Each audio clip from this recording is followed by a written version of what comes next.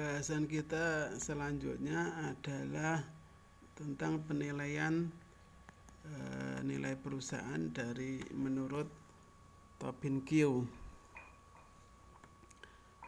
Menurut Tobin Q, formulasinya adalah Q sama dengan EMV, Equity Market Value, ditambah dengan debt hutang, dibagi dengan equity book value, ditambah dengan debt itu hutang.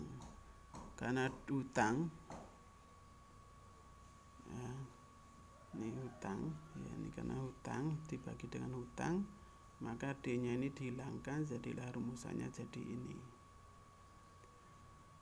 Ini adalah Q, akhirnya adalah Q total nilai perusahaan, yaitu total harga saham dikalikan dengan jumlah lembar saham, itu adalah total nilai perusahaan dibagi dengan total nilai aset perusahaan. Nah, ini yang atas ini adalah harga saham dikali dengan apa itu? Dengan lembar saham yang dimiliki perusahaan, dan total nilai aset perusahaan itu adalah dilihat dari equity-nya. Equity itu kalau dalam contohnya di sini, ini adalah equity.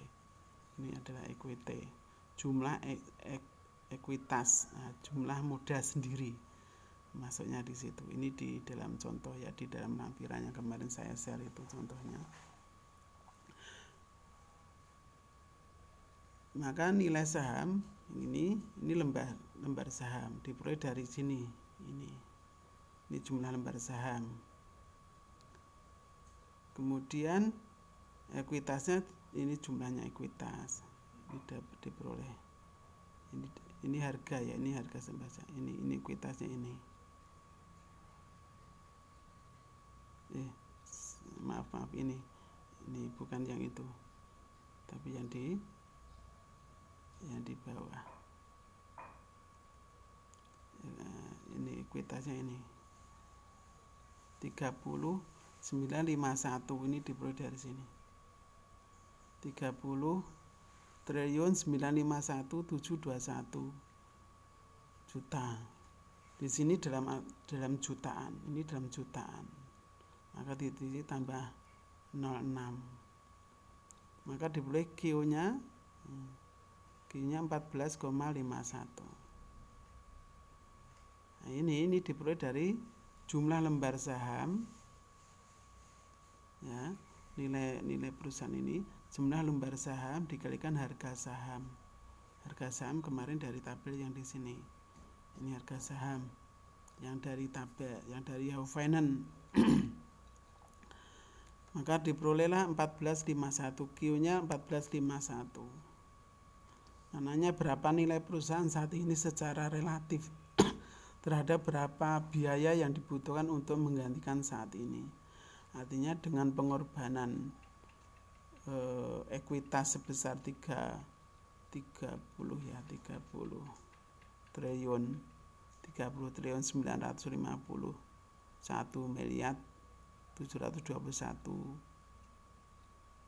juta, itu oleh pasar dihargai sebesar 448 triliun. Ini dihargai sebesar 448 triliun 987 miliar 776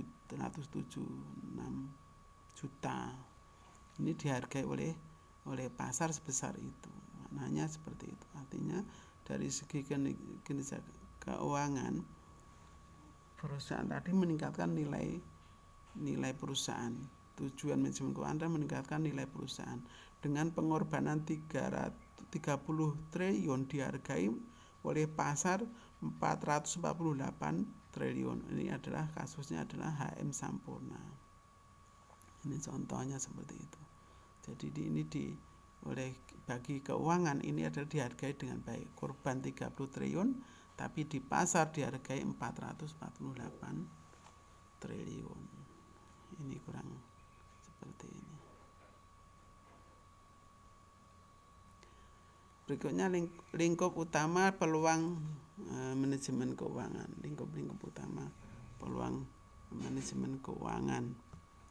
Peluang karir dalam bidang manajemen keuangan menjadi dua bagian utama, yaitu jasa keuangan dan manajemen keuangan. Dalam jasa keuangan ini Anda bisa ada dua aspek ya, ada dua karir, jasa keuangan dan manajemen keuangan. Oleh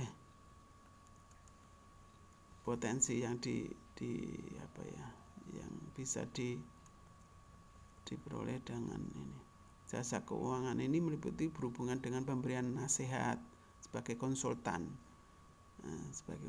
perencanaan produk-produk keuangan bagi individu. Produk-produk keuangan bagi individu, dia mau menjual,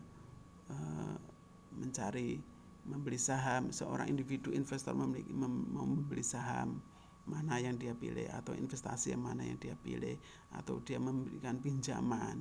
Ini secara individu, seandainya individu itu memberi pinjaman, dia konsultasi kepada ahli keuangan. Untuk bisnis juga gitu, bisnis juga tadi bisa mengeluarkan saham, bisa juga memberikan obligasi.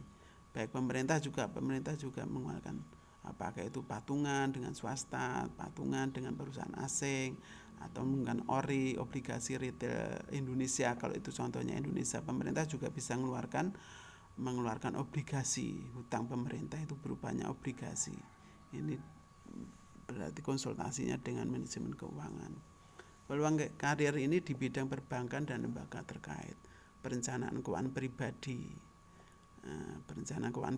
investasi di mau membeli obligasi atau membeli saham, atau memberikan perusahaan, atau memberikan patungan dan sebagainya. Kemudian untuk real estate dan asuransi. Kemudian manajemen keuangan, untuk karya manajemen keuangan berhubungan dengan tugas manajer keuangan, yaitu mengelola urusan keuangan dari berbagai jenis usaha yang berkaitan dengan keuangan atau non keuangan, baik pribadi, publik, besar ataupun kecil, profit atau non profit. Ini di dalam karier lingkungan keuangan. Kemudian peranan manajer keuangan ditunjukkan dalam gambar di bawah ini. Ini manajer keuangan. Manajer keuangan untuk membuat perusahaan, maka di sini dengan perusahaan di sini ada pasar modal dari pemilik investor. Bisa juga pinjam dengan saham, bisa juga dengan hutang. Tadi sumber modal dengan modal sendiri equity, saham juga, atau dengan hutang, atau murni, misalkan perusahaan pribadi murni, misalkan itu tanpa hutang, bisa juga. Pertama di sini, jadi perusahaan di sini mencari sumber modalnya dari sini, maka masuklah di sini, memperoleh dana dari hutang ataupun modal, dari hutang atau modal sendiri, jual saham ataupun dengan patungan, contohnya seperti itu. Kemudian dia akan alokasikan di sini untuk operasi perusahaan yang berupa sekelompok aktiva real, aktiva tetap, aktiva lancar dan lain sebagainya di sini. Aktiva real di sini. Manajer mengelola di sini, kemudian disalurkannya, diwujudkan dalam bentuk operasi. Untuk operasi perlu modal kerja, kemudian juga perlu modal tetap. Dari operasi di sini akan menghasilkan laba atau rugi. Maka dari operasi di sini akan menghasilkan laba atau rugi. Laba rugi ini bisa juga disalurkan kembali kepada pemilik modal, atau juga bisa dikembalikan, namanya laba yang tidak dibagi, dikembalikan untuk investasi ulang. Yang kalau dari laba operasi kemudian digunakan untuk dividen, berarti akan dikembalikan kepada investor yang berupa dividen. Tadi kan ada EPS, ya, di EPS earning per share tadi.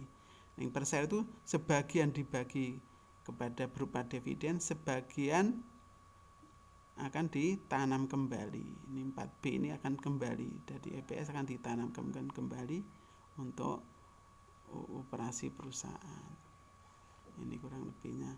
Kependudukan manajer keuangan. Fungsi keuangan dalam organisasi perusahaan biasanya dipisahkan antara dua jabatan, kontroler dan bendahara. Kontroler ini adalah bagian akuntansi, melaporkan informasi keuangan, pengamanan catatan arsip, menafsirkan data keuangan. Tadi tugas-tugas keuangan tadi. Penganggaran, membuat penganggaran perusahaan, penjualan, biaya-biaya dan sebagainya, laporan rugi laba dan sebagainya, buat anggaran. Ini fungsinya sebagai kontrol, pengendalian operasi perusahaan, menilai hasil dan membuat rekomendasi. Hasil analisis membuat rekomendasi, kemudian mempersiapkan pajak dan mengelola aset sudah dimanfaatkan, melindungi aset dengan asuransi dan sebagainya, laporan kepada instansi pemerintah, daftar gaji. Bendahara menempatkan dana, melihat hubungan baik dengan bank dan lain sebagainya, bisa dibaca di sini. Kedudukan manajer keuangan di sini, ini adalah di sini ada direktur pabrik operasi ya. Di sini ada keuangan, di sini ada pemasaran.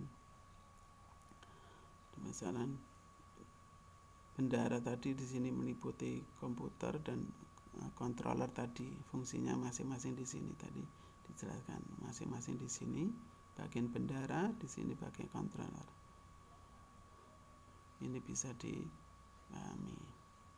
Nanti kalau ada pertanyaan bisa ditanyakan lewat apa